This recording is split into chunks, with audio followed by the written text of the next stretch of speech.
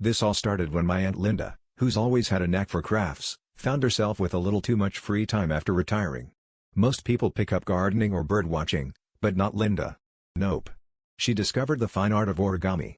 At first, it was innocent enough, tiny paper cranes perched on her mantel, a few frogs hopping across her dining table.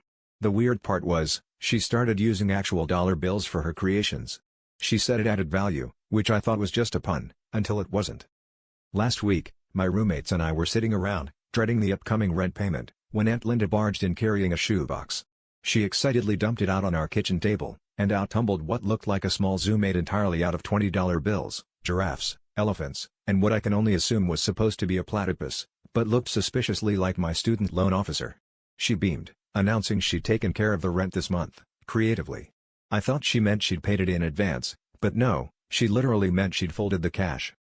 Confused but desperate, we decided to take this origami rent menagerie to our landlord, Mr. Patel, who's got the sense of humor of a traffic cone. We explained the situation as best as we could, sliding the box of folded bills across his desk. He stared at the dragon made of 2 crisp Benjamins, then at us, and finally sighed.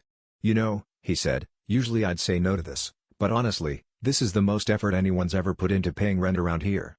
He started lining the animals up on his windowsill, muttering about how at least this month's payment wouldn't get lost in the paperwork. Now every time we go to pay rent, Linda insists on helping. Our landlord's office is starting to look like a cross between a petting zoo and a bank vault. I asked him if he minded, and he said, "As long as your rent is folded into the budget, we're good."